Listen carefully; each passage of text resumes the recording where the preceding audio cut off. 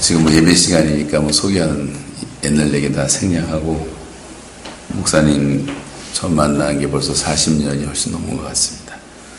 1985년도에 저는 캐나다로 갔고, 34년 만에 다시 우리 고국의 모습들, 이번에 오랜만에 좀 제가 거서증 만들려고 3달 동안 있게 돼서 많은 것을 보고 배우게 됩니다.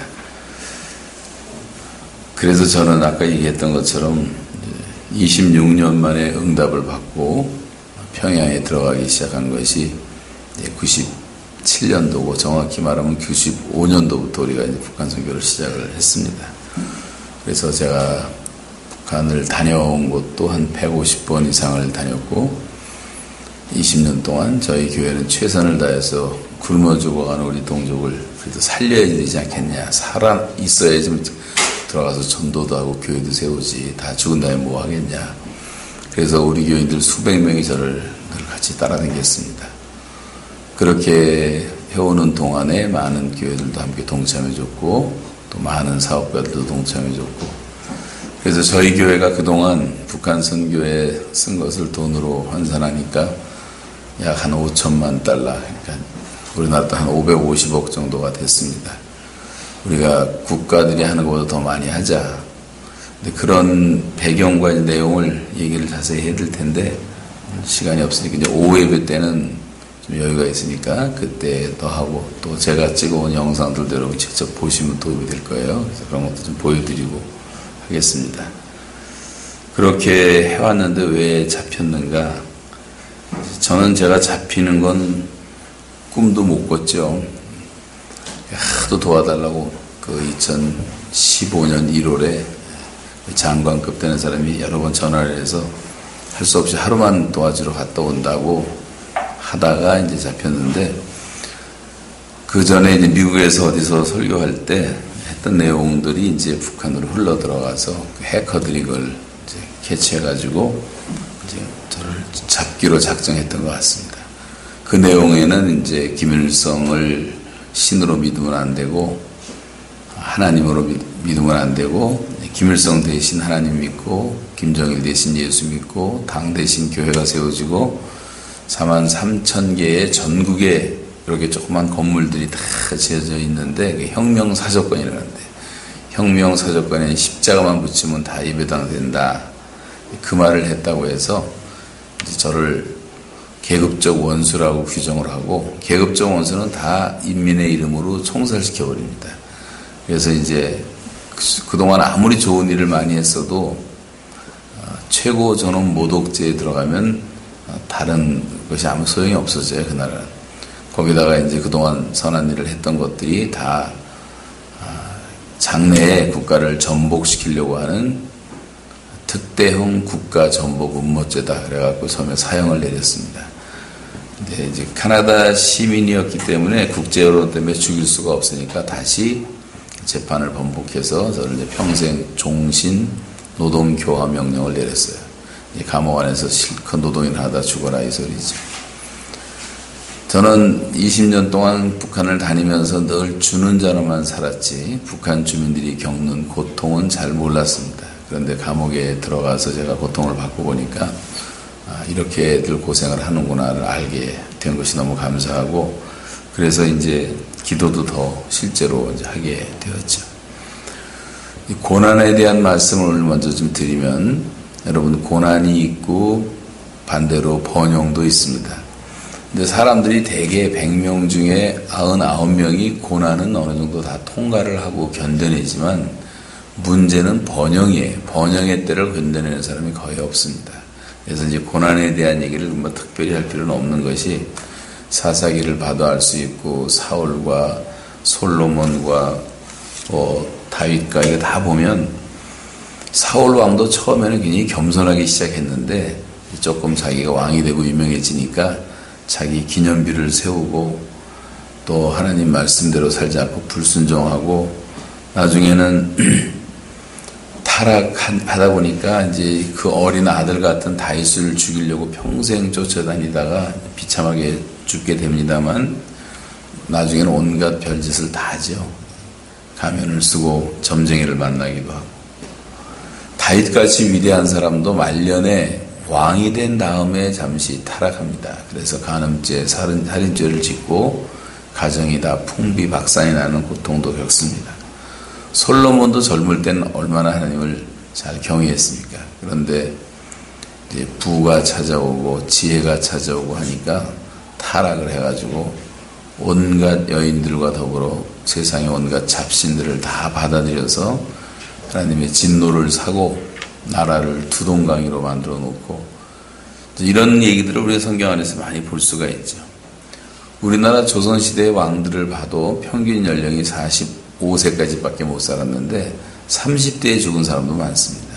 근데 우리나라 조선 왕조의 왕들이 죽은 원인 가운데 많은 부분이 임질과 매독과 성병으로 다 죽었어요.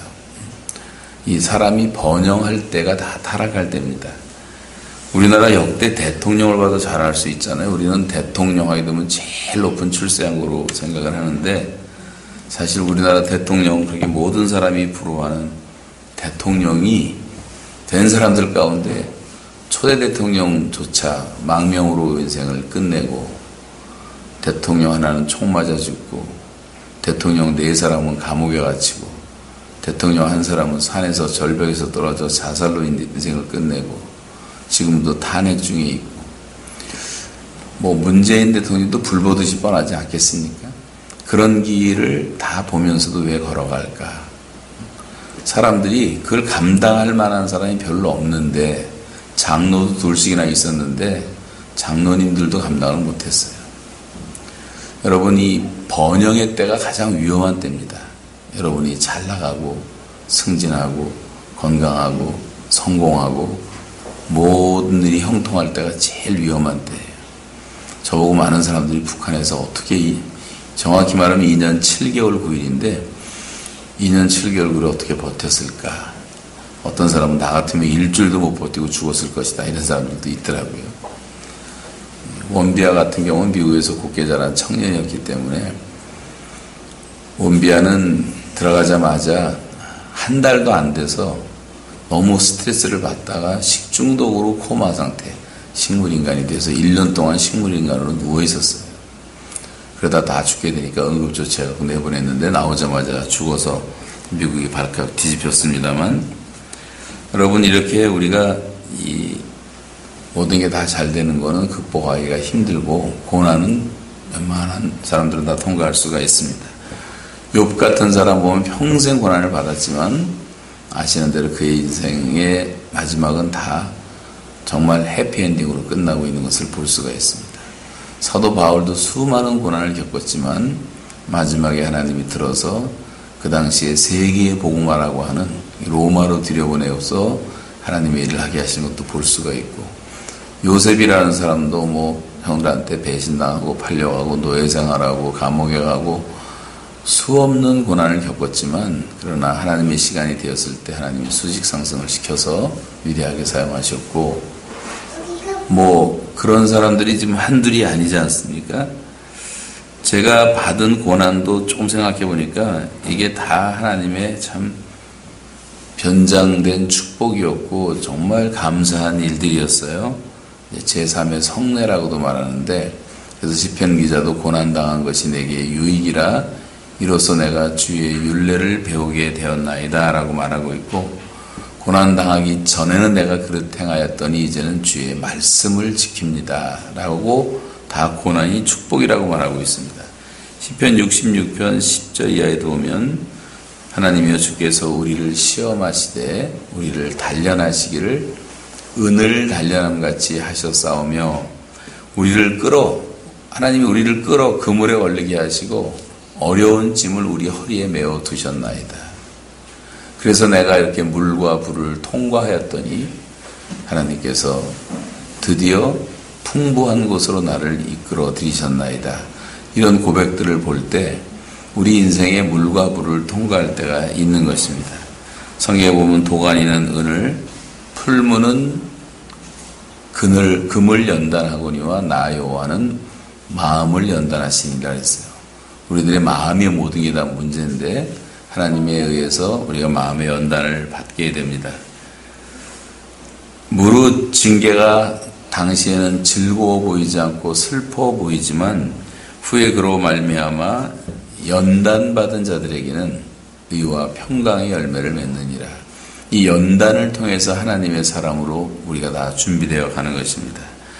너희 믿음의 확실함은 불로 연단하여도 없어질 금보다 더 귀하여 우리 주 예수 그리스도께서 나타나실 때에 칭찬과 존귀와 영광을 얻게 하려 할 것이라 이렇게 말씀하고 있습니다. 그렇기 때문에 사랑하는 자들아 너희를 연단하려고 오는 불시험을 이상한 일 당한 것처럼 그렇게 여기지 말고 오히려 우리가 그리스도의 고난에 참여하는 것으로 즐거워하라. 이는 그의 영광을 나타내실 때 너희로 즐거워하고 기뻐하게 하리 함이라. 제가 감옥에 있을 때 가장 많이 생각하고 또 많이 응답받았던 말씀은 욥기 23장 10절입니다. 제가 어느 때까지 저를 여기 두시겠습니까? 기도할 때마다 주셨던 말씀은 내가 가는 길을 오직 그가 아신다. 그가 다 아시나니 내가 너를 연단한 후에는 내가 정금같이 나오리라. 하나님 정금도 좋지만 너무 힘든데요. 언제까지 드실 겁니까? 그랬더니 그 다음에 또 하박국 2장 3절을 주시는데 비록 더딜지라도 기다리라. 계속 기다리라고 하셨어요. 그래서 저는 기다림이 믿음이라는 것을 정말 많이 배웠습니다. 환난 중에 우리는 인내를 배웁니다. 오늘 본문에도 환난 중에도 우리가 즐거워하나니 이는 환난은 연단은 인내를 그렇게 이제 이룬다 그랬어요. 인내를 온전히 이루라 그랬어요. 인내라는 것을 여러분 적게 생각하면 안 됩니다. 제가 제 생애를 돌아봐도 주로 어려울 때 인내를 배웠는데 우리 집안이 잘 나가던 때 한때 그런 때가 있었어요. 제 본적이 서울특별시 중구 명동 1가 53번지인데 명동에서 백화점도 하고 고려정이라는 식당도 하고 미지백화점이라는 것도 운영하고 그다음에 정명화, 정경화 집에 우리가 팔았는데 그렇게 한참 잘 나가던 시절이 있었는데 정신을 못 차리고 할머니의 그 신앙을 제대로 이어받지 못하고 하다가 하나님께 이제 얻어맞고 재물이 다 날라갔어요. 제가 중학교 1학년에서 2학년 올라갈 때 저희 집안이 갑자기 쫄딱 망했어요. 그리고 저는 학교를 중단하고 등록금 낼 돈도 없어갖고 그래서 연탄 장수도 하고 연탄 디아과도 끌어보고 백화점 배대에서 장사도 하고 야간 학교를 다니고 배도 많이 고파봤습니다. 근데 제가 지나고 생각해 보니까 그때 잠깐 몇 년 동안 배고팠던 시절이 저한테 하나의 은사가 돼가지고 제가 처음 북한을 방문했을 때 배고파 굶주리는 사람들 수없이 많이 봤고 한 집 건너 하나씩 다 쓰러져 있었어요. 97년 당시에는 너무나 비참했고 300만 명이 불과 한 4, 5년 만에 다 죽어서 나갔습니다. 지구 역사에 별로 없었던 일들이 북한 땅에서 벌어진 거죠. 그래서 그거를 보고 어떻게 안 도울 수가 없잖아요. 배고파 본 사람이 그 심정을 알기 때문에. 그것이 다 은사로 사용이 돼서 제가 20년 동안 북한을 도울 수가 있었고. 군대 생활 3년 우리는 후방에서 대구에서 군대 생활을 했지만 그래도 이제 군대 생활 3년이 인내를 저한테 많이 가르쳐 줬고 그 다음에 카나다로 건너가서 했던 이민 목회 30년. 제가 이제 카나다 간 지 34년 됐지만 목회 30년 하고 작년 말에 제가 이제 은퇴를 했는데 그 이민 목회는 한국 목회랑 조금은 달라서 교회가 뭔지도 모르는 사람들이 많이 있어서 목사한테 덤비는 사람들도 많고 하여간 그래서 참아야 돼. 인내를 배웠고 요 근래에 제가 인내를 배운 것은 북한 노동교화소에서 2년 7개월 9일 동안 완전히 꼼짝할 수 없는 24시간 365일 감옥 전체의 독방에 저 한 사람을 놓고 저를 지키는 간수는 50명이 있었어요. 양쪽에 다 권총을 차고 2명씩 교대로 2시간씩 언제나 지켰고 그런 이제 고난을 통해서 매일 외로움과 두려움과 공포와 협박과 이런 것을 시달리면서 정신적으로 싸워야 되는 그런 시간들이 쉽지는 않았습니다. 북한에 있었던 날을 따지면 이제 949일 동안 억류돼 있었고 32개월 동안 독방에 있었고, 사실 거의 한 3,000끼 가량을, 3,000끼를 이제 독방에서 혼자, 우리 같은 밥이 아닌 시커먼 밥인데 돌이 많이 섞여 있어서 씹어서 먹을 수가 없어서 물을 말아서 이제 떠서 먹기도 했습니다만, 그런 데서 생활을 하고 처음에 가자마자 이제 겨울에 들어갔는데, 겨울엔 시킬 게 없으니까 그 추운 겨울에 산에서 얼어붙은 진흙 구덩이를 파는 일을 시키는데, 그 긴 얘기를 다 할 수가 없어요. 이제. 책을 제가 작년 9월에다 출판을 했는데 지금 북한 남한에서 하도 겁을 줘갖고 잠시 보류한 상태인데, 이제 그냥 내버리려고 그러는데, 한국에 못 들어오게 하더라도 북한을 알려야 되겠다. 그래서 임세일 목사님한테 보내드릴 테니까 돌아오면서 한번 읽어보시면 다 아니까, 3년 동안 있었던 일을 여기서 어떻게 다 하겠어요. 할 수가 없죠. 오후의 영상은 잠깐 보여드리겠습니다. 그러니까 2달 만에 하루 3끼를 다 먹는데도 몸무게가 23kg가 쫙 빠지는데, 배가 쑥 들어가니까 누워서 잠자기가 힘들었고, 팔다리가 삐쩍 말라 보이고, 나온 다음에 하도 사람들이 불쌍하다고 밥 사주는 바람에 이렇게 몸이 다시 배렸는데, 여러분 다이어트 원하시는 분 저한테 얘기하시면 아주 간단한 방법 가르쳐드릴게요. 저절로 다이어트가 되더라고요. 23kg. 손가락은 다 망가졌고, 처음에 꽃갱이질 하는데 이게 물집이 처음에 잡히더니요, 그 다음에 피가 터지는데, 이게 너무 추운 겨울에 일을 하다 보니까 이건 아프지도 않아요. 근데 손가락이 망가지더라고요. 손가락이. 이게 접혀지지가 않았어요. 지금도 이건 이미 다 망가져서 접지도 못하고, 이것도 펴지지도 않고, 지금도 이제 제가 이렇게 손주먹 칠 때는 굉장히 아픕니다.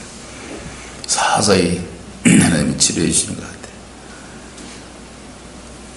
그러죠. 발가락은 10개가 다 새까맣게 동상에 걸렸는데, 양말을 4개까지 신었어요. 그리고 비닐로 봉지로 둘둘 말아서 동화를 신었는데도 위에는 막 땀이 나는데, 밑에는 발 시려운 그 고통이 전달이 오는 것이 지금도 생생히 느껴질 정도. 조금만 늦었어도 병원에 갔을 때 발가락 다 잘라야 될 뻔했다고 의사가 얘기를 하더라고요.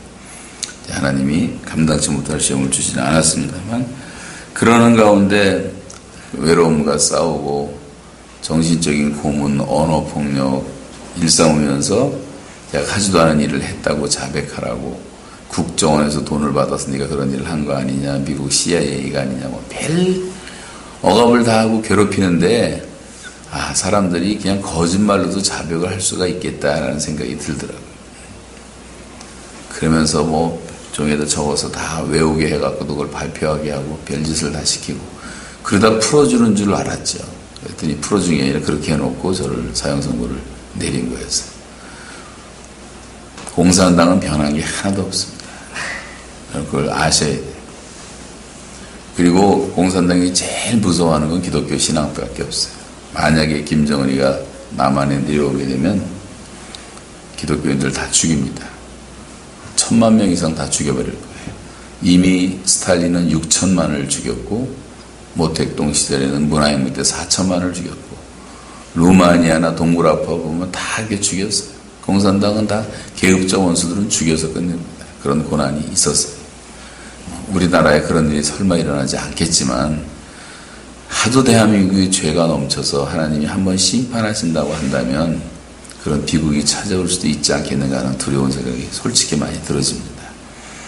교회만 깨어 있어도 하나님이 교회를 보시고 심판을 유보하실 텐데, 교회들조차 다 타락해 있으니 목사들도 사고를 치고 대형 교회마다 사고 치고, 이 하나님이 지금 교회부터 심판하신다고 베드로서에 보면 하나님의 집부터 심판하신다고 말씀하신 대로 교회가 지금 심판을 받고 있는 거기 때문에 정신을 차려야 돼요. 지금 정신 차리고 우리가 바로 서고 정말 하나님의 자녀답게, 예수 그리스도의 제자답게, 주님의 몸된 교회의 지체답게 이렇게 살아가면 하나님의 긍휼을 베푸실 가능성이 있지만, 교회가 이 모양 이 꼴로 간다면 하나님은 우리 교회의 촛대를 옮길 가능성이 있습니다. 어쩌면 중국으로 옮길 수도 있어요. 그런 면에서 우리가 정말 두려운 마음으로 깨어서 지금 기도할 때라고 생각되어지고, 지금은 금식하며 울며 배를 무릅쓰고 하나님의 긍휼을 구할 시간이라고 저는 생각합니다. 그리고 북한 동포들 그동안 돕지 않은 것도 큰 죄지요, 사실. 그런 가운데 3번 죽을 고비를 넘기고 12지장이 다 망가져서 그 배를 가르고 12장을 잘라내야 될 정도로 이제 그렇게 검사받던 것도 다 얘기할 시간이 없어요. 우리나라는 이런 내시경으로 하면 이 정도도 안 되는 내시경을 들여보내는데, 북한은 이거 핸드마이크 같은 거 있죠? 두꺼운 거. 그런 내시경이 처음 나왔던 거예요. 그걸 걸레로 한번 쭉 닦더니 이 뻘리라고 소리 지더니 막 집어넣는데 그거 들어가다 죽을 것 같더라고요. 그러면서 이제 알아낸 것이 이제 12장이 다 상했다. 잘라야 된다. 그래서 하여튼 거기서 가능하지 않은 일이지만 하나님의 은혜로 허락을 받고 3일 금식을 하고 하나님의 치료를 받았어요. 수술하지 않고. 그리고 석탄 가스 맞고 쓰러져 죽어가는 걸 끄집어내가지고 살아난 적도 있고, 한 달 동안 그런 고생을 하기도 하고, 또 하도 언어폭력이 심해서 어느 날 그렇게 견디고 견뎠는데 갑자기 설사가 나오는데 이틀 동안 29번을 설사가 나오더라고요. 그러면서 그걸 3달을 가는데 사람이 못 살겠더라고요. 여러분, 이 스트레스는 굉장히 무서운 거예요. 아무리 내가 용서하고 기도하고 축복하고 참아내는데도 워낙 이 버벌 어뷰즈가 너무 심해요, 북한은. 그 폭력인지도 몰라요, 그런 것을. 우리 아들보다 어린 녀석들이. 그러니까 이제 저도 모르게 이제 그런 고통을 많이 겪었죠. 디테일하게 다 말씀드릴 시간은 없고. 그리고 이제 제일 힘들었던 것은 예배 드리는 건데, 처음에 한 10개월은 성경 찬송도 없이 들어갔으니까 혼자 예배를 드리는 거예요. 우리 교회 교인들하고 함께 이렇게 웅장한 예배를 드리고, 정말 함께 찬송하고 오케스트라하고 같이 찬양하고 예배하다가 감옥에서 날라다니던 새가 잡힌 것처럼 혼자서 예배 드리려니까 촬영하기도 하고, 그리고 이 우린 PPT로 보던 습관이 있어갖고 가사가 어떤 때 생각이 안 나요. 날마다 부르는 찬송인데도 2절에서 맥히고 3절에서 맥히고, 그래서 다시 생각해서 쓰고 해서 많은 쪽지 얻어갖고 한 80곡 정도 만들어 놓고 성경 좀 적어 놓고 양송한 것도 적어 놓고, 그래서 예배를 드리다가 나중에 성경책에 와서 얼마나 감사했는지, 하루에 제가 나오기 전에 한 7시간, 8시간씩 예배를 드렸습니다. 주일날은 찬송도 실컷 부르고 기도도 실컷 하고, 크게는 못하지만 혼자 있으니까. 주일날은 또 일을 안 시키니까. 느낀 게 뭐냐면, 우리가 주일이라는 말을 참 조심해야 되는 게, 입술로는 우리가 주일이다, 주일, 주님의 날이라고 말을 하면서, 주일날 우리 한국 교회에 얼마나 많은 분들이 그냥 액세서리처럼 1시간 때우는 예배를 드리는 분이 얼마나 많은가. 이 1시간 동안 무슨 찬송을 얼마나 부르겠습니까? 기도하겠습니까?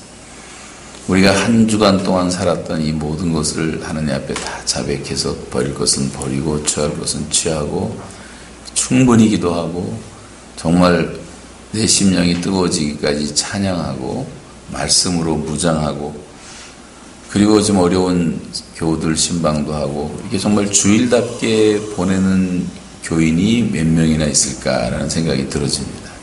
그런 면에서 우리가 생각을 잘 해야 돼요. 여러분, 오늘도 예배 끝나자마자 뭐 하실지 모르지만 함부로 주의 날이라는 말을 하면 안 된다는 생각도 많이 하게 됐습니다. 그래서 저는 이렇게 대예배 초청받는 것은 거의 안 가요. 친구니까 왔지, 친구니까. 짧은 시간에 할 말도 없고, 하다가 말면 또 듣는 사람도 그렇고. 그래서 이 예배에 어떤 갱신이 필요하지 않을까. 아무리 분주하고 바빠도 최소한 한 2시간 정도는 예배 시간이 있어야 되는데, 1시간에 끝내기가 급하다 보니까 쫓기는 예배를 드리고 형식적인 예배 드리고, 그래서 어른들은 뭐 그럭저럭 나가는데 아이들은 다 없어지고, 지금 주일학교 없는 교회가 반 이상이 없어요. 한국 교회가 반 이상이. 청년들이 다 떠나버려서 대학생 가운데 예수 믿는 애들은 100명 중에 2명밖에 안 나와요. 미전도 정도 수준이 되고 말았어요. 한 30-40년 지나니까 어떻게 나라가 이렇게 뒤집어졌는지. 정부도 뒤집어지고 모든 게 다 뒤집어져 있더라고요. 그래서 하여간 기도를 많이 해야 되겠다. 저는 이 자유가 너무나 이제 감사한 것이, 그 루즈벨트 대통령에 의해서 우리에게 선포된 4대 자유가 있지 않습니까? 이 언론과 의사 표현의 자유. 북한에 이게 불가능합니다. 그 다음에 신앙의 자유, 예배의 자유죠. 결핍으로부터의 자유, 공포로부터의 자유. 근데 이런 자유가 없이 살아보면 이 자유가 얼마나 소중한 것이라는 것을 뼈저리게 느낄 수가 있어요. 내가 하고 싶은 말을 할 수 있다는 것, 가고 싶은 곳을 갈 수 있다는 게 이게 보통 축복이 아니에요. 근데 우리는 너무 축복에 익숙하다 보니까 축복이라는 생각을 잘 못하고 사는 것 뿐이죠. 제가 감옥에 있으면서 너무나 그리웠던 것이 감옥 안에서 이 어두운 삼중 창으로 되어 있는데 저기 보면 언덕이 있는데 산속에 언덕 길이 있어요. 오솔길 같은 것이. 그거를 너무나 걸어보고 싶은데 자유가 없으니까 그건 3년을 있으면서 한 번도 제가 자유롭게 걸어보지 못하다 보니까 그게 너무 제 마음속에 갈망이 돼갖고 요즘에는 계속 걷습니다. 어제도 2시간, 그제도 3시간, 1년 내내 저는 매일같이 걸어요. 걸으면서 기도하고 지금도 이렇게 내가 걸을 수 있다는 것이 얼마나 감사한가. 공기도 별로 안 좋은데 서울 와서 지난번 청계천 동대문에 지금 숙소가 있는데 동대문부터 광화문까지 딱 갔다 오는데 1시간 반 걸리는데 거기서 답심리까지도 갔다 오고 청계천 그 길 좋잖아요.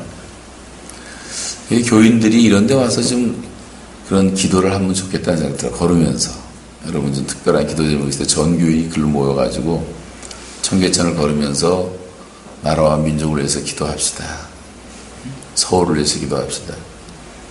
지금 성경에 보면 너희 중에 메뚜기 재앙이 임하거나 그 다음에 기근이 임하거나 전염병이 돌거나 이런 재앙이 올 때는 이렇게 기도하라고 하나님이 가르쳐 주셨어요. 내 이름으로 일컫는 내 백성이 그 악한 길에서 떠나 스스로 겸비하고 기도하여 내 얼굴을 구하면 내가 하늘에서 듣고 그 죄를 사하고 그 땅을 고치겠다.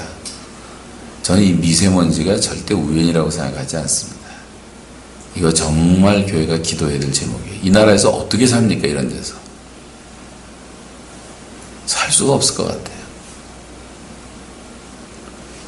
이게 편서풍이 불어서 그런 건데 바람의 방향을 돌릴 수 있는 분은 하나님밖에 안 계시는 거예요. 그럼 하나님께 기도해야 될 문제인데 기도를 합니까? 이런 걸 위해서. 가끔 태풍의 진로를 바꿔달라는 기도는 하지만 이거 회개하고 하나님께 돌아오라는 어떤 신호예요. 미국의 9.11 사건도 절대 우연이 아니고 작년에 캘리포니아에 산불 난 것들은 우리나라 면적만큼 타버렸는데 제 아들이 샌프란시스코 사는데 몇 달 동안 해를 못 봤대요. 연기로 가려져. 애기 이제 2살짜리 애기인데 애는 집안에 가둬놓고 다 우연이 아니에요. 하나님 미국을 깨우시고 한국을 깨우시고 우리를 더 귀한 하나님의 백성들로 사용하시기 위해서 주시는 연단이라면 기도해야 되지 않는가. 우리가 잘못한 게 뭔지도 모르고 살고 있어요. 하나님께 감사할 줄도 모르고 예배할 줄도 모르고 하나님을 영화롭게 하지도 않고 다 노아 시대 사람들처럼 먹고 마시고 사고 팔고 시집가고 장가가고 집을 짓고 있더니 홍수가 나서 멸하는 순간까지도 깨닫지 못했던 완전한 육체 인간, 자기 몸뚱아리 하나밖에는 귀한 줄 모르는 시대가 돼버리고 말았어요. 영성이 죽고 하나님과의 교제가 없고 그냥 다 종교 생활들을 하고 있고 이런 것들을 우리가 철저하게 회개하고 하나님 앞에 바로 서야 되지 않을까 하는 생각을 하게 됩니다.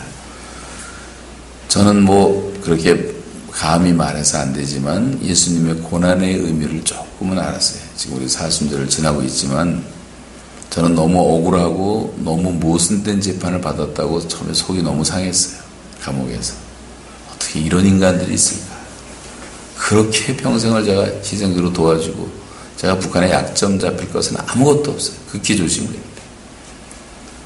결국은 다 누명을 씌우고 이렇게 사람을 죽일 수가 있는 거예요. 그리고 감옥에 들어가는 첫날 밤 좀 무시무시했어요. 분위기가. 감옥하고 나하고는 상관을 지어본 적도 없는데 산속으로 눈을 이렇게 가리고 이동을 시킵니다. 이동할 때 못 보게. 그리고 눈을 딱 풀어놨는데 산속에 들어와 있는데 그냥 허술한 이 감옥인데 해는 뉴욕 져서 어두워졌는데 뒤에서 이러고 내가 봤더니 뒤통수를 탁 손을 때리는 거예요. 소리를 지르면서 고개 숙여! 한 6, 7명이 와가지고 고개를 이제부터는 고개를 들면 안 된다고 그래서 이렇게 숙이고 다녔어요. 숙이고. 간수들 집도 못 보게 하고 죄수는 고개를 숙여야 된다. 숙이고 댕기다 보니까 이제 구부정해졌죠. 이렇게 나오니까 우리 사람이 고개를 이렇게 들라고 이렇게 사람이 구부정하냐고 여기를 계속 치는 거예요. 북한에서는 뒤에 얻어맞고 나와서는 앞에 얻어맞고 그러면서 이제 1년 지나면서 좀 펴졌습니다. 그러면서 이제 감옥에서 첫날 밤 잠이 오겠습니까? 그 조그만 감옥 바퀴벌레가 가득하고 천장에는 무슨 벌레인지 모르는 것들이 잔뜩 있고 남이 쓰던 이불 하나 있는 판다뜨기 침대에서 이제 여기서 살다가 죽으라는 건데 뭐 기가 막히더라고요. 제가 잠시 묵도를 했어요. 잠시 느헤미야처럼. 그리고 예수님의 십자가, 예수님이 재판받는 광경을 생각해 봤더니 제가 뭐 사형선고 받았다가 다시 종시형 받고 이제 감옥에 끌려오는 건 정신이 있었겠습니까? 수갑은 다 채우고. 잠시 묵도하는 동안에 나를 억눌고 있던 어마어마한 중압감이 싹 사라지는데요. 예수님이 받으신 재판처럼 모순된 재판이 역사에 없었고 그것처럼 잔인하고 억울한 재판이 어디 있었겠습니까? 채찍도 맞으시고 뺨도 맞으시고 침뱉음을 당하시고 살점이 떨어져 나오는 고난을 당하시고 십자가 지시는 거 생각하니까 내가 당한 고난은 아무것도 아니더라고요. 난 대단하다고 생각했는데 아무것도 아니 정말 아무것도. 그게 중압감이 싹 사라지고 이렇게 제 어깨만한 하얀 흰 털 하나가 제 어깨에 위에서 가벼이 내려오는 어떤 환상 같은 것을 보여주시면서 마음의 평안함이 오더라고요. 그래서 그날 밤에 푹 잠들었어요. 첫날 밤. 원래 잠을 잘 수 없는 밤인데. 그리고 하나님이 꿈을 주신 게 2년 7개월 9일을 버티게 만든 거예요. 꿈 얘기는 뭐 여기저기 많이 돌아다니긴 나중에 들으시면 되고 시간이 없어서 넘어가는 뿐만 아니라 선지자들의 고난에 동참하는 것이 너무 감사했고 뭐 좋습니다. 보니까 뭐 죄다 고난을 받았더라고요. 선지자들 다 성경이 다시 열리는 거예요. 창세기부터 보니까 요셉이 그렇게 죄도 없는 요셉이 고생하고 감옥 생활하고 다니엘도 감옥 생활하고 예레미야도 감옥에 들어갔다 나갔다 하고 이사야도 그렇고 세례요한도 감옥에 가고 베드로도 감옥에 갇히고 사도 바울도 그렇게 오랫동안 감옥 생활하고 성경이 있다 보니까 위로가 되는 게 이게 다 훌륭한 사람들이 감옥 출신들이더라고요. 그래서 이게 다 좋은 거구나 나쁜 것도 아니구나 하는 생각이 드니까 북한의 감옥이 저한테는 정말 100% 99%가 100% 수도원이었어요. 수도원. 하나님이 예비해 주신 수도원.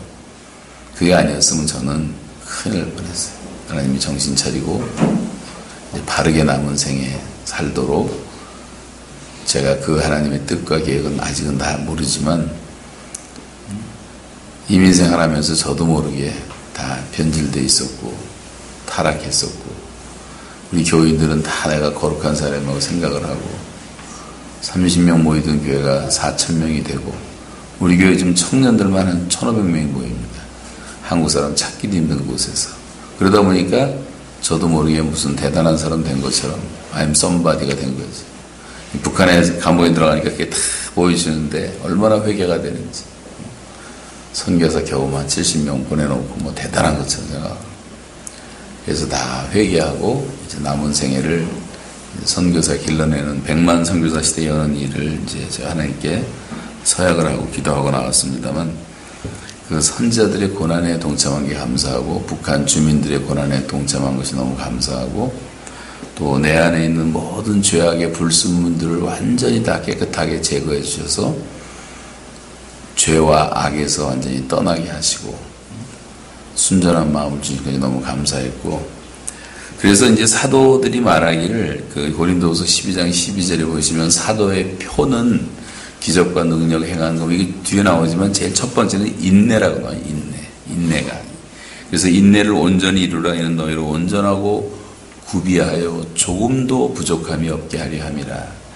보라, 우리가 인내하는 자를 복되다 하나니, 인내하는 자를 복되다 하나니 너희가 욥의 인내를 들었고 주께서 주신 결말을 보았느니라. 그래서 우리가 잘 알잖아요. 근데 우리는 이 고난을 너무 싫어하는 성향이 있는데 하나님이 다 뜨시게 해서 주시는 거예요. 그래서 고난은 제 삶의 성례라고도 말하고 고난은 하나님의 특별한 목소리고 축복입니다. 여러분 지금 어떤 고난을 겪고 있는 분들이 계실 수 있어요. 잘 나가던 집안이 망하거나 사업이 망하거나 자식들에게 문제가 생기거나 건강에 이상 신호가 오거나 인간관계로 인해서 고통을 겪거나 뭐 많은 어려움이 우리에게 찾아올 수가 있는데 여러분 이런 것들을 우연히 절대 생각하면 안 되는 것이 우리의 머리털까지 세신받으시고 참새 한 마리도 하나님의 허락 없이는 떨어지지 않는다고 말한 것을 믿는다면 여러분 믿습니까?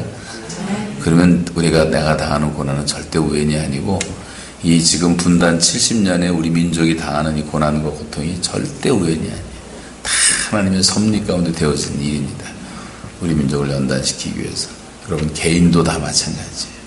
그래서 이 고난 속에서 우리가 주님을 더 깊이 만나야 되고 교제해야 되고 저는 바울의 아라비아 3년의 의미를 잘 몰랐어요. 그런데 주석책을 아무리 찾아봐 봤자 뭐 제대로 설명하는 책도 없고 북한에서 제가 깨달았어요. 이런 것이었겠구나. 모세의 광야 생활도 다 마찬가지고 때때로 전혀 생각하지 못하는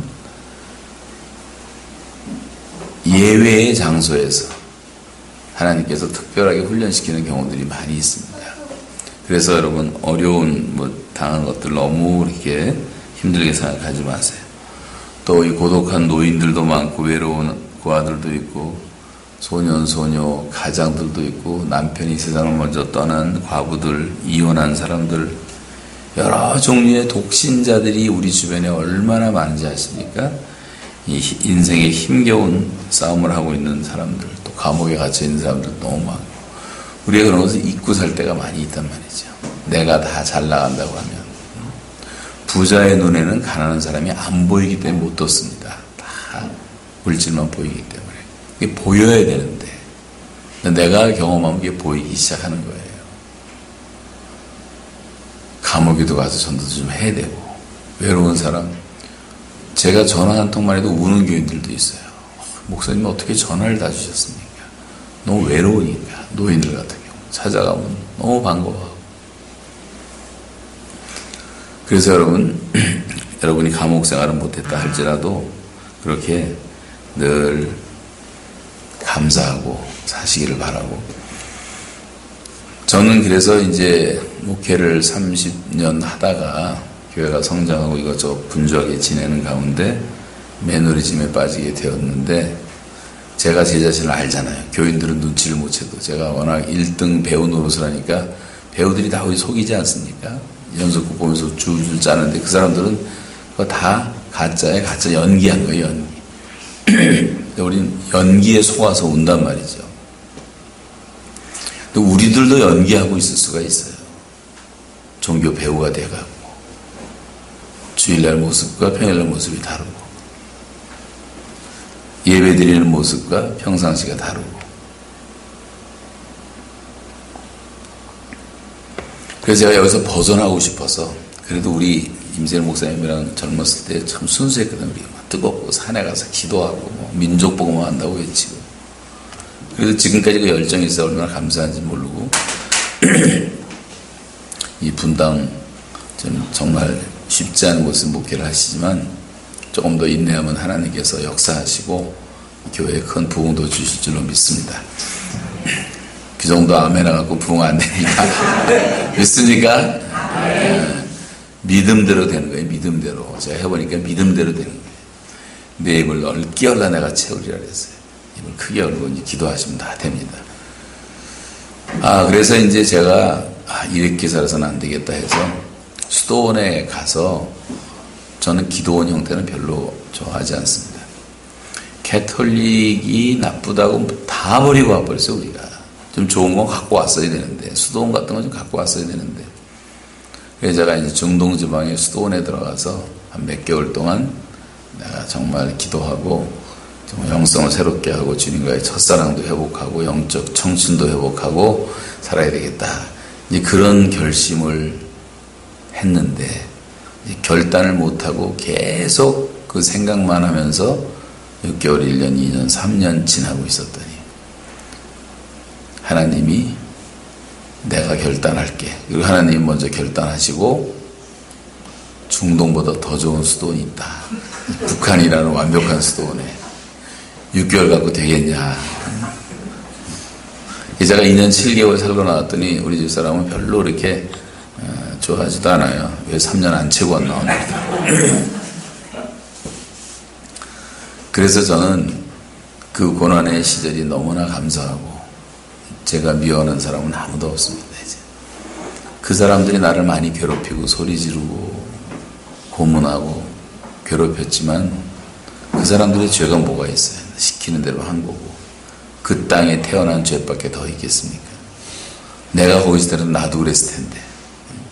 그러니까 다 용서가 되고 정말 불쌍히 여기게 돼요. 그러면서 이제 그 사람들도 사랑하게 되고 기도하게 되고 하나님이 중간중간 보이시는 은총의 표적들이 너무나 많아서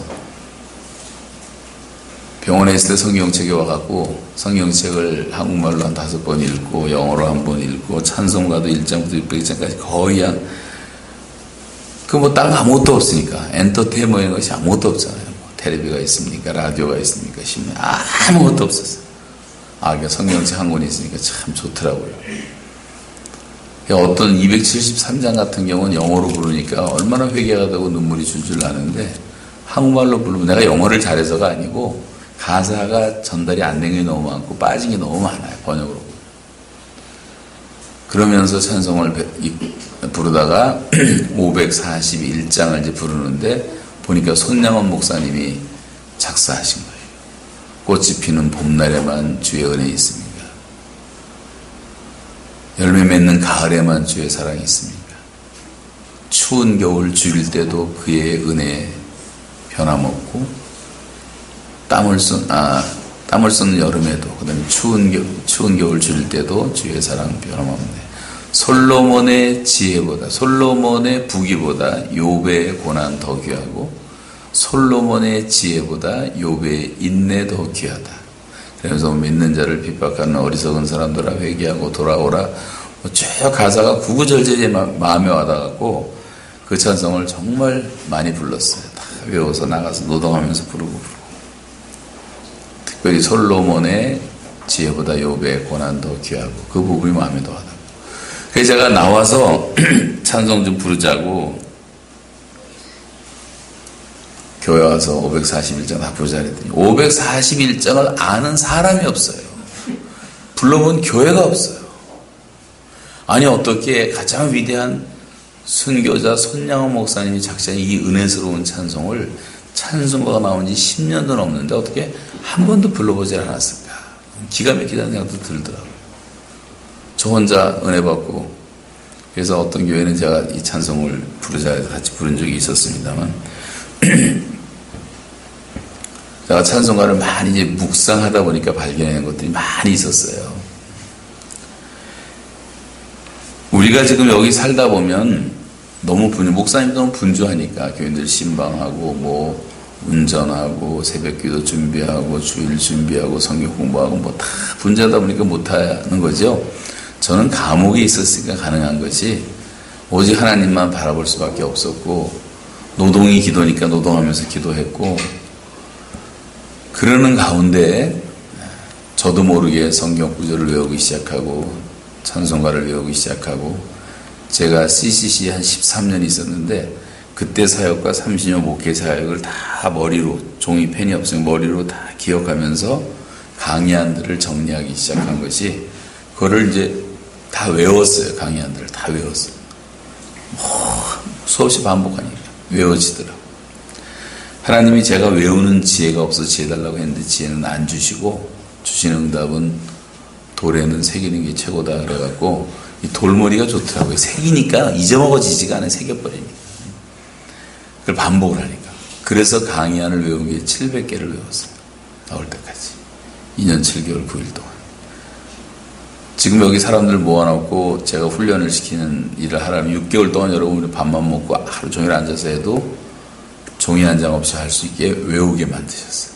이게 여기서 가능합니까? 불가능한 일이죠. 감옥이니까 가능했어요. 수도원이니까 가능했어요. 너무나 그 한 가지만 생각해 너무 감사한 거예요. 머릿속에 있는 걸 누가 뺏어가요? 공산당과 모슬렘은 증거가 없어요. 다 증거 때문에 잡히는 거거든요. 머릿속에 있는 거는 모르니까. 그래서 하나님의 은혜가 너무 이제 감사했고, 성경에 있는 게 너무 감사했고, 12시 반까지 하라는데 32분 지나서 이제 마쳐야 될 것 같습니다.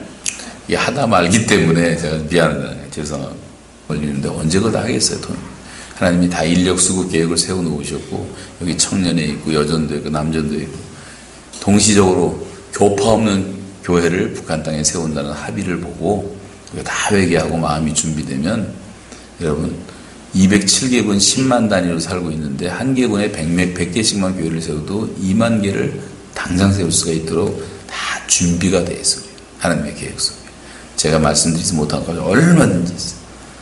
그래서 그런 꿈을 꾸고 복음화된 통일조국을 주시도록 기도하고 여러분 우리가 지금 나 하나 위해서 사는 시대가 아니에요. 이제는요. 우리 나라와 민족을 위해서 정말 한번 내가 하나님 앞에 충성할 수 있는 마지막 복음화된 통일조국의 과제가 우리에게 남아있다는 걸 기억하세요. 오후에 계속하도록 하겠습니다. 기도하겠습니다.